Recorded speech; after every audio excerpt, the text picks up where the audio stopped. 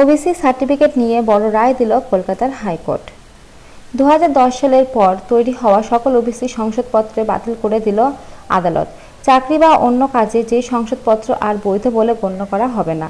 আদালতের এই রায়ের ফলে বাতিল হয়েছে 5 লক্ষের ওবিসি সার্টিফিকেট। তবে যারা এই শংসাপত্রকে কাজে লাগিয়ে চাকরি করছেন সেক্ষেত্রে আদালতের আজকের রায়ের ফলে চাকরি যাওয়ার কোনো আশঙ্কা থাকবে না বলেই জানিয়েছে হাইকোর্ট। বড় নির্দেশ কলকাতার হাইকোর্টে 2010 সালের আগে ওবিসি তালিকায় ও শংসাপত্র বৈধ বলেই জানিয়েছিল কলকাতার হাইকোর্ট। যদিও এই দিন এই রায়ের নিয়োগ প্রক্রিয়ায় কোনো প্রভাব ফেলবে না বলে সাফ জানিয়েছিল আদালত। তৃণমূল শাসনকালে তৈরি হওয়া সকল ওবিসি শংসাপত্রকে বাতিল করে ঘোষণা করল কলকাতার হাইকোর্ট। 2010 সালের পর তৈরি হওয়া 5 লক্ষ সার্টিফিকেট বাতিল করে ঘোষণা করেছেন শীর্ষ আদালত। 2012 সালে সরকার যে ওবিসি সংক্রান্ত নতুন আইন আনে তাকেই চ্যালেঞ্জ জানিয়ে আদালতে আবেদন করা হয়। রাজ্য সরকারের ওবিসি তালিকায় চ্যালেঞ্জ জানানো হয় আদালতকে। 14 বছর পর এই ঐতিহাসিক রায় কলকাতার হাইকোর্ট। রায়ের আদালত জানিয়েছে 2010 সালের পর যে সকল ওবিসি সার্টিফিকেট তৈরি করা হয়েছে তা যথাযথ আইনি পদ্ধতি মেনে তৈরি হয়নি। 2010 সালের আগে যারা ওবিসি হিসেবে গণ্য হয়েছিল তাদের আজকে এই রায়ে কোনো প্রভাব পড়বে না বলেই আদালত জানিয়েছেন। 2010 সালের পর তৈরি হওয়া ওবিসি তালিকায় বাতিল করল শীর্ষ আদালত।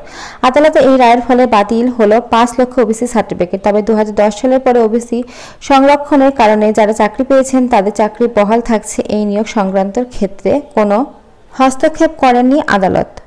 কলকাতার হাইকোর্ট তার চূড়ান্ত রায় বলেছে 2010-এর আগে বা পরে ওবিসি শংসাপত্র দেখিয়ে যারা চাকরি পেয়েছেন তাদের চাকরি বহাল থাকবেন।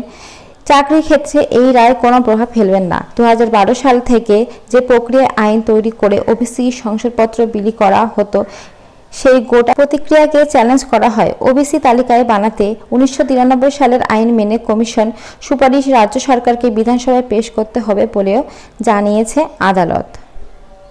তো চলো এর পরের পৃষ্ঠা দেখে নিই। বিচারপতি তপব্রত চক্রবর্তী এবং বিচারপতি রাজশেখর মান্থা এই দিন এই রায় ঘোষণা করে বলেছেন, এরপর কারা ওবিসি হিসেবে গণ্য হবে তা ঠিক করবে বিধানসভা। ওয়েস্ট বেঙ্গল ব্যাকওয়ার্ড ক্লাস ওয়েলফেয়ারকে তার তালিকায় তৈরি করতে হবে। সেই তালিকায় রাজ্য সরকারের বিধানসভায় পেশ করবেন।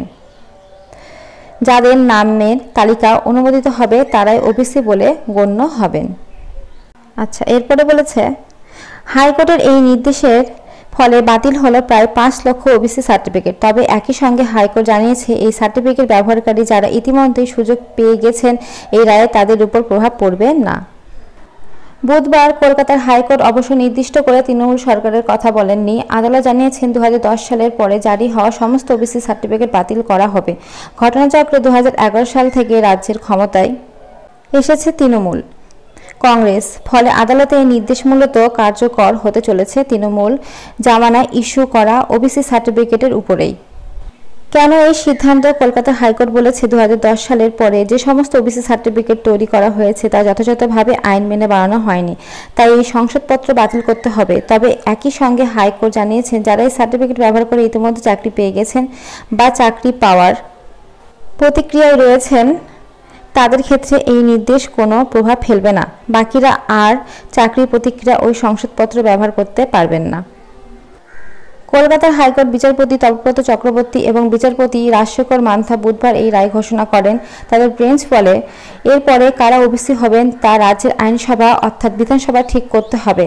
West Bengal backward class welfare commission OBC তালিকা নির্ধারণ করতে হবে। সেই তালিকায় রাজ্যের আইনসভা বা বিধানসভা পাঠাতে হবে। যাদের নাম বিধানসভায় অনুমোদিত দেবে পরবর্তীকালে তারাই ওবিসি বলে গণ্য হবেন।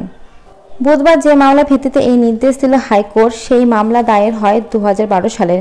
মামলাকারীদের তরফে আদালতে হাজির ছিলেন আইনজীবী সুদীপ্ত দাশগুপ্ত এবং বিক্রম বন্দ্যোপাধ্যায়। তারা জানিয়েছেন 2010 সালের একটি অন্তর্বর্তী রিপোর্টের ভিত্তিতে পশ্চিমবঙ্গের অন্যান্য অনগ্রসর শ্রেণী তৈরি করছিল ব্রাহ্মণ সরকার। ওই শ্রেণীর নাম দেওয়া হয় ওবিসি এ, কিন্তু তার পরেই বছরই বাংলার মনসদ থেকে সরে যায় বামফ্রন্ট। 2011 সালে ক্ষমতায় আসে তৃণমূল। নতুন সরকার ক্ষমতায় এসে ওই শ্রেণী সংক্রান্ত চূড়ান্ত রিপোর্ট ছাড়াই একটি তালিকা তৈরি করে এবং আইন প্রণয়ন করে, যার ভিত্তিতে মামলা করা হয় তৃণমূল সরকারের বিরুদ্ধে। 2012 সালের ওই মামলার মামলাকারীদের আদালতে আর্জি করেন অবিলম্বে ওই আইন খারিজ করার জন্য। যুক্তি হিসাবে তারা বলেন, তৃণমূল সরকার যে সিদ্ধান্ত নিয়েছেন তা 1993 সালের ওয়েস্ট বেঙ্গল ব্যাকওয়ার্ড ওয়েলফেয়ার কমিশনের আইনের পরিপন্থী। এর ফলে সরকারি সুযোগ থেকে বঞ্চিত হচ্ছেন প্রকৃত পিছিয়ে পড়া অংশদের মানুষেরা। তাই সরকার যেন ওই আইন মেনে নিয়ে সংসদপত্র দেয়। বুধবার প্রায় 12 বছর পরে ওই মামলা রায়ের ঘোষণা করল উচ্চ আদালত। ঘটনাচক্রে সেই সময় যখন রাজ্যের ভোট চলছে। তো তোমরা দেখতে পেলে ওবিসি সার্টিফিকেট নিয়ে কিন্তু বড় সড় একটি ঘোষণা দিল কলকাতা হাইকোর্ট থেকে। তো আজকে এই আপডেটটাই ছিল তোমাদের জন্য। তো নেক্সট কোনো আপডেট আসলে অবশ্যই কিন্তু আমি ভিডিওর মাধ্যমে তোমার সাথে শেয়ার করব। তো আজকের মতো এইটুকুই। যদি ভিডিওটা ভালো লাগে অবশ্যই লাইক করো। এখন নতুন নতুন আপডেট পাওয়ার জন্য চ্যানেলটা সাবস্ক্রাইব করে রাখো। Thank you.